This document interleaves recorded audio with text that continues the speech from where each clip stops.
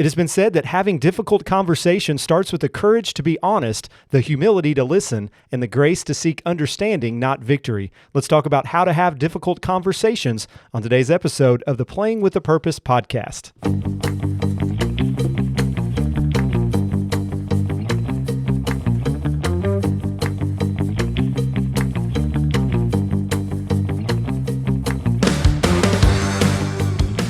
All right, welcome to the Playing with a Purpose podcast, where we explore topics related to the moral development of collegiate athletes and young people as it relates to character, responsibility, and purpose. I'm your host, Matt Barker. Today, I'm excited to have Freed-Hardeman head softball coach and assistant athletic director at Freed-Hardeman, Mr. Todd Humphry, with me on today's episode. Todd, welcome back to the program. Second time for you. Second time. I'm moving on up the scale. Yeah, for those that maybe didn't hear the other episode you were on, just give us a little background about yourself before we get started so our listeners know who you are. Well, Matt, I've been at Freed-Hardeman for 25 years now. This is going on my 26th year. I graduated from Harding University and got married and worked in Memphis for a while. And we have 3 children, Emily, Jared, and Allie. Emily and Jared are married to Clint and Mackenzie, and then Allie is still out working in the job force, making that living. Yeah.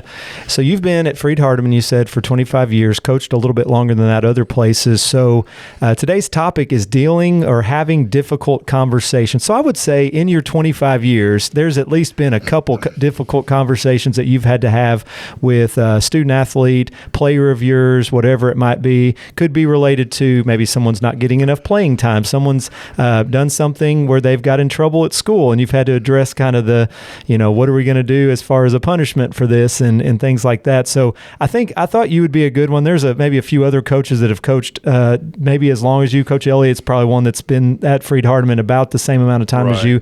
So, but I was like, I got to get Todd in here, talk about, I give Todd the difficult topic here to talk about difficult conversations, but I knew you could handle it. I can handle it. I've been coaching 38 years, really, going through high school and working as assistant coaches before, and then going to the head coaching. You learn a lot as an assistant coach, and then you also become a head coach. So you have to deal with the situations yourself. Working, like I said, 38 plus years as a coach, you come across a lot of different things that you encounter tough conversations with. Yeah. So a lot of times what we see is people will avoid having these difficult conversations, and maybe even early on in a coaching career, you might tend to maybe avoid some of those things. But as you maybe coach longer, become a little wiser on how to deal with things, you probably realize, well, if we avoid it, it's just going to be worse the next time. Just like any other relationship, and even if it's not with a student athlete, marriages, conflict is inevitable. Coworkers, addressing it is just better to go ahead and get that done. Sometimes that takes longer to realize than others. Still, kind of myself learning some of that on ways to, because I'm an avoider. I feel like I avoid things a lot if it's something uncomfortable. So I'm not one that always just wants to get in there and just have a conflict with somebody. So I tend to avoid it sometimes. But why do you think so many people maybe take on that same role of avoiding difficult conversations, conflict, things like that? I think people try to spare others' feelings. They want to hurt someone's feelings, and some people are more sensitive. I've been accused of not being sensitive. I try to be sensitive to people's feelings and their background and where they come from, but sometimes I say things too straightforward, and that could be a good quality or a bad quality. But I think when it comes to avoiding those conversations, you just don't want to hurt someone's feelings. If you come across saying, hey, you're not going to play this year or something, all of a sudden this kid has been working their whole life to be a starter in this position, and all of a sudden their hopes and dreams are shot down or whatever. Or even when they come for a tryout and you tell them we can't keep you on the team. Yeah. How much do coaches worry about unity within the team? If you have a difficult conversation, is there ever a worry, well, they're going to go and tell their teammates, their friends, and it's going to cause there to be more issues than just me and this one player? Do you ever have issues where it's like they might go and tell something that may or may not be true, whether it's playing time or whatever, and worry a little bit about the team culture and things like that? Yeah, the closer the team, the better. In my years of experience, when a team is close, chemistry-wise stuff, we play really well together, and we fight and we grind, and I think we want that support staff. We want that person who will listen to me. Coach just said this, and coach just said that. Yeah. It really depends on the relationship of the coach-player that the players and the coaches have together.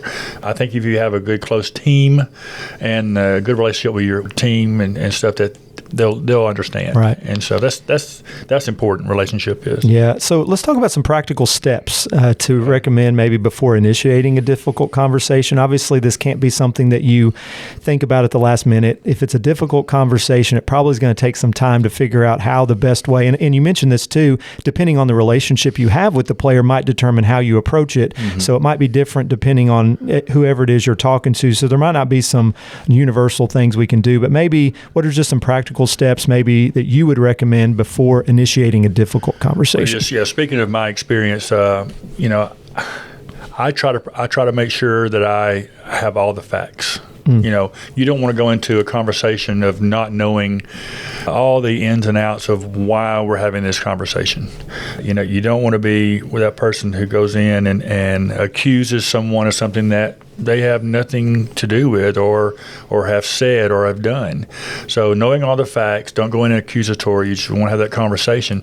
And I'll just be honest with you, the last 2 or 3 conversations I've had to do a lot of praying. You want to pray before you have a conversation with someone that you might hurt them and stuff. You don't want to hurt anyone, but there's been times that prayer has just been the big issue, big answer for me is just make sure that I say the right things, I handle it the right way, and it comes across the way I want it to come across. Right. How important is environment too? I mean, there's different situations where you might have them in your office, or there might be other times where you can talk with them different places. I'm assuming environment might have a little bit to do with that as well. Timing is a lot. When you have these conversations, you are prepared. You have all the facts, the background, and you're prepared to do this. But the setting, most of my conversations, tough conversations, will be in my office. Sometimes there'll be a witness, depending on what the conversation is about.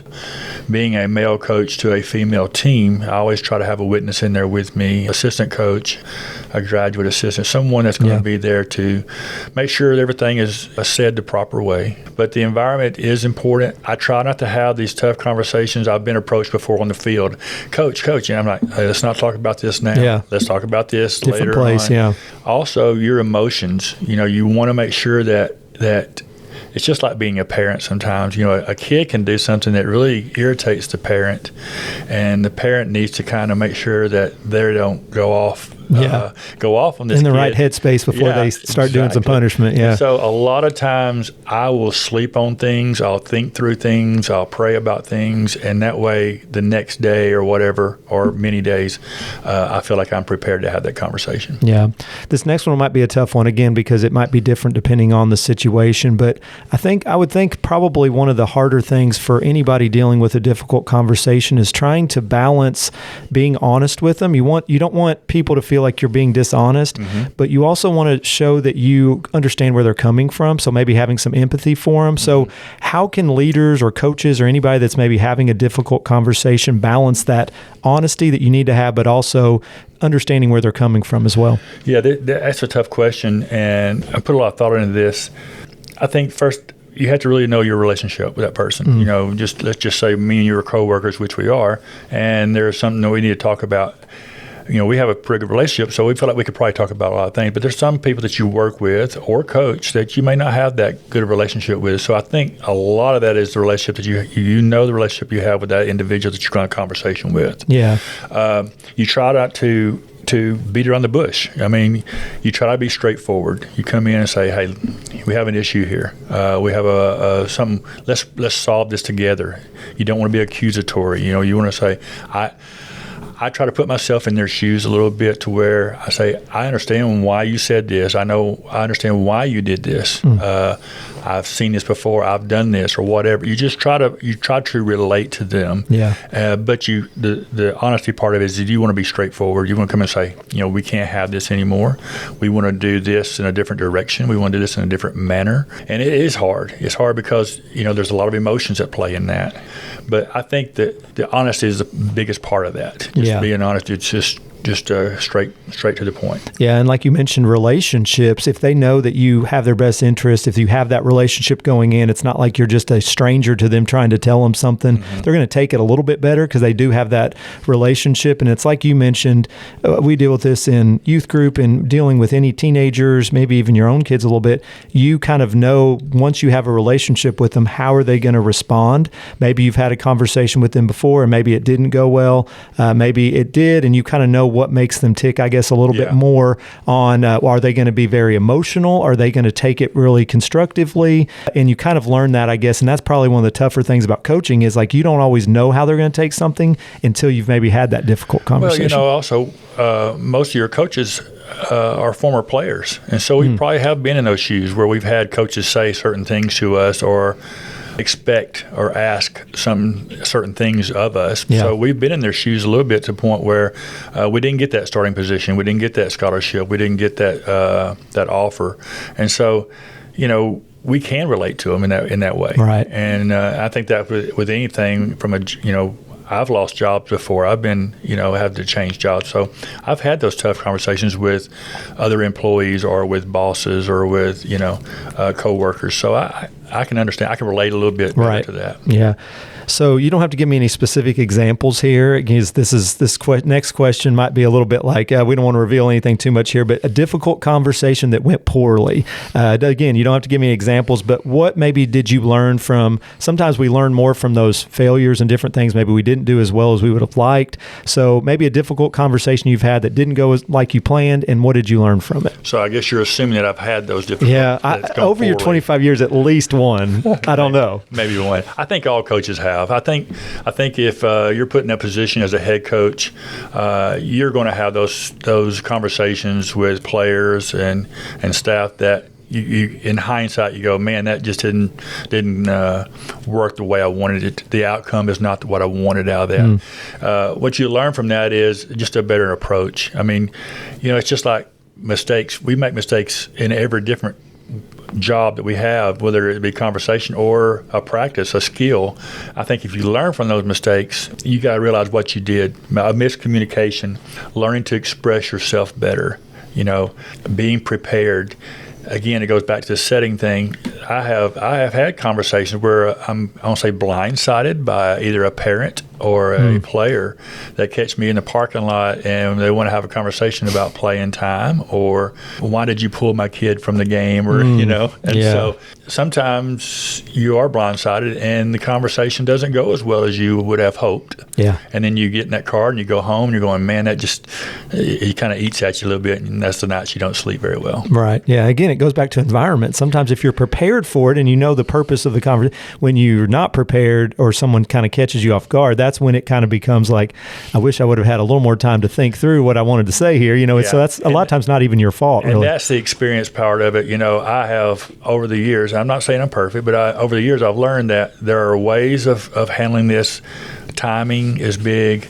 I want to sleep on some things before I know what I'm going to say and how I want to say it, how it comes across. And being blindsided is one of those things. It's frustrating, and sometimes you let your emotions get involved and you come across argumentative, and that's not the way to handle it, because sometimes they just want to answer and you get really defensive. Sometimes you start that argumentative emotion. Yeah. So thinking about times maybe where you feel like maybe you could have maybe had a better conversation, whatever it is, and maybe it didn't go as well as you've liked. What are some steps maybe people can take to rebuild maybe some trust that was lost or just a relationship that maybe was damaged as a result of a bad conversation that had to be had? What are some maybe things that people can do to repair that a little bit? Well, building relationships is all about how you communicate to each other. And so I try to establish more conversation with someone, not to the point to where it's overbearing, but you want to make sure that you see where they're coming from and you have that conversation where you have some similarities. And then you Sometimes you just apologize. Hey, I'm sorry, Matt. I didn't mean that to come across the way. Take accountability. And again, we as coaches or employers, we make mistakes. And so sometimes people think they're perfect and they don't make mistakes. But if you take some, be accountable to what you say and how you said it, sometimes that's the first step to mending that relationship. But I think with any situation, there's got to be communication and to have those conversations, even outside of practice, outside of ball games, at church, at a restaurant, some event, concert, whatever, to where, hey, how's it going? How's things going? How was your test today? Just getting that rapport back, mending that relationship to the point where, hey, the coach does care for me, and he may have made a mistake, but, we can move forward on this. Yeah. Thinking about some common mistakes, I think we've maybe touched on a couple of these already, so we might just ask you if there's anything else you want to add, but I think you mentioned before, don't have a difficult conversation when emotions are really high, maybe after a game where you're just still fired up about a win or loss or whatever it is, or maybe attacking someone instead of addressing whatever the issue is. Sometimes when the emotions are high, that tends to be, like you mentioned, sometimes argumentative, even though you might not want it to come across that way. Anything else maybe that comes to mind as far as some common mistakes that people make in difficult conversations? Well, again, I think you really need to know all the whole story. You can't really go on rumors. You can't go on hearsay and he said, she said type things. So you got to know the background of the event that you're addressing. But another thing is blaming. You start blaming others instead of, again, taking ownership of it. The blame game is one of those things that gets in the way of a lot of good relationships, player-coach relationships, because a kid can come in and they may have a shortfall on a skill or something, and say, well, coach never told me this, or coach never did that. Well, it's the same thing with coaches. Well, that kid never worked on this. That kid never, tried on this, or never asked for advice on this. So there's a lot of blame game that can go both ways, from the student athlete to the coach, or the vice versa. Yeah. You had mentioned that sometimes you will address a difficult conversation right then. Sometimes you'll sleep on it. So depending on the situation, you might handle that a little differently. How do you kind of know when is the good time to address something and when it is maybe better to wait? Is there a certain, maybe depending on the situation, it might be varied depending on that, but is there a certain rule? Maybe it's emotions are too high and you avoid it, but what's a general rule for you on whether you address it or don't? I think there's 2 or 3 different things. The severity of the conversation. I mean, it's a tough conversation. Let's just say, I took a kid out in the 5th inning that I felt like needed a break or a different, and it wasn't anything personal. I don't mind having that conversation. Hey, you didn't do anything wrong there. I just wanted to have a different look. I want to have a different batter, a different situation. That's nothing big there. Those are easy to do on the way home or whatever. Just some reassurance there.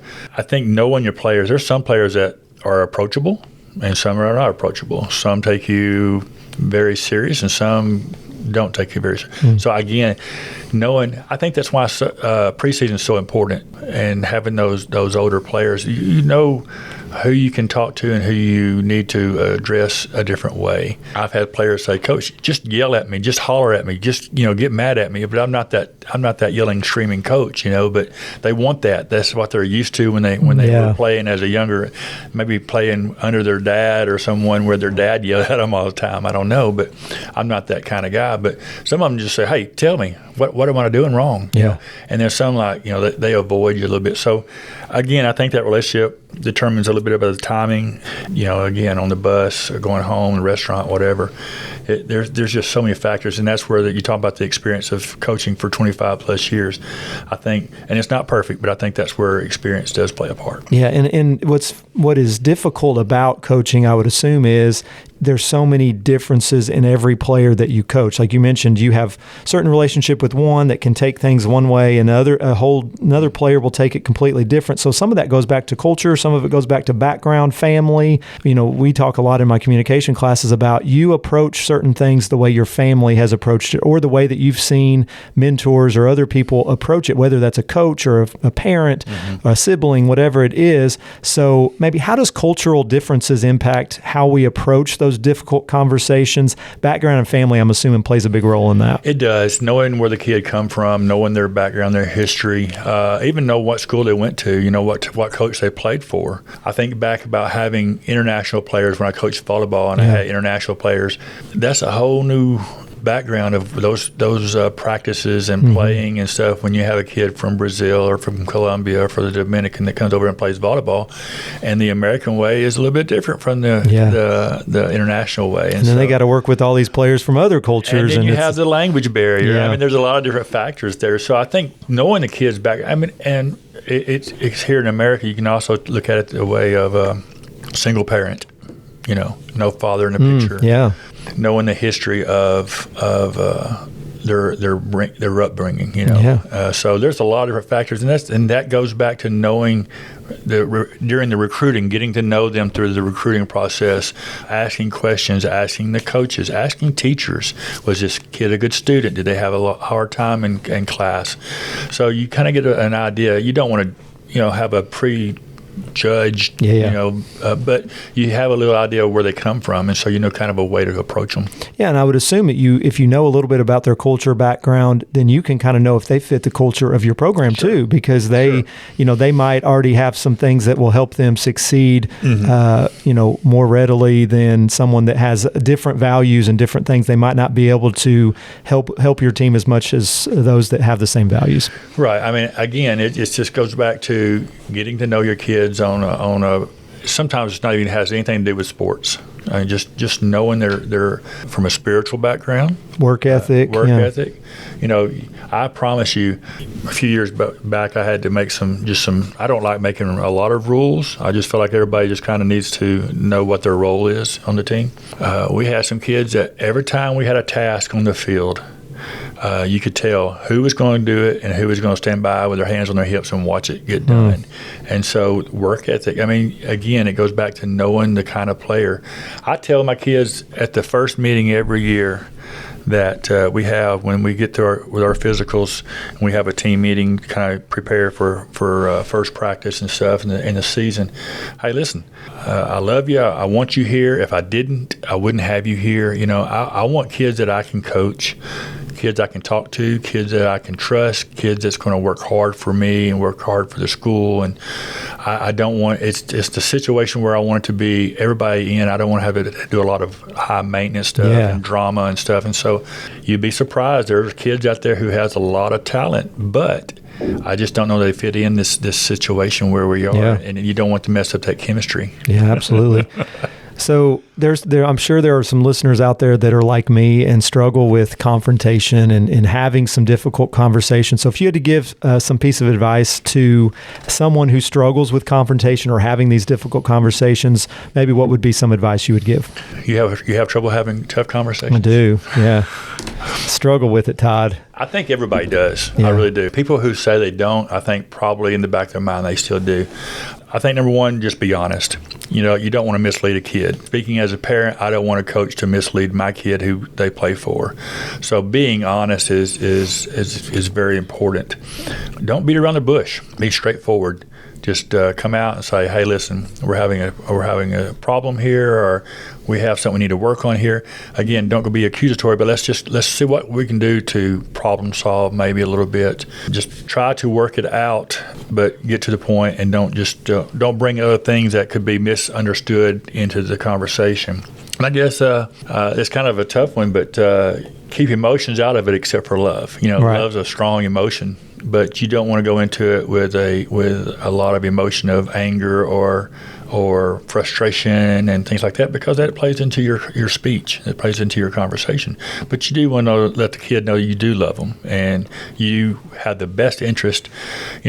I've made a lot of people unhappy, but I hope I've never done anything to the point where I can't have a conversation with them 5, 10, 15 years down the road, because you'd rather them know the truth now than wait along down the road to find out that I was wrong or right, and so you tell them the truth now, and hopefully they can build that relationship. They'll respect you later for it. Yeah, hopefully. Yeah. Todd, I appreciate it. This has been a great conversation. Hey, this one has not been a difficult conversation, even though the topic is difficult. Well, Matt, I wanted to talk to you a little bit. Oh no, he's coming. He's coming at me now. So I want to end though with the quote I started with at the beginning. Having difficult conversation starts with the courage to be honest, the humility to listen, and the grace to seek understanding, not victory. So Todd, I really appreciate you coming on talking about this. I think our listeners will benefit a lot from it. Thank you for having me on here. I think you're doing a great job, and I enjoy listening to yours. I've listened to your last couple while working down in the weight room, and so I appreciate what you're doing here, and I'm hoping that I can help continue this podcast. I think it will. Thanks so much. Yep. All right, thanks for joining us for this episode of the Playing with a Purpose podcast. Special thanks again to Todd Humphry for being my guest this week. Be sure to listen to this episode and future episodes on Spotify or anywhere you listen to podcasts. You can also catch the Playing with a Purpose podcast on the Freed-Hardeman Athletics Champions of Character website at gofhulions.com/champions of character and on the NAIA Champions of Character website at naia.org/champions of character. Join me for our next episode as I talk with Freed-Hardeman head baseball coach, Mr. Jess Trask, on the topic of coaching through conflict. And remember, winning isn't just about the scoreboard, it's about the character we build along the way. We'll see you next time on the Playing with a Purpose podcast.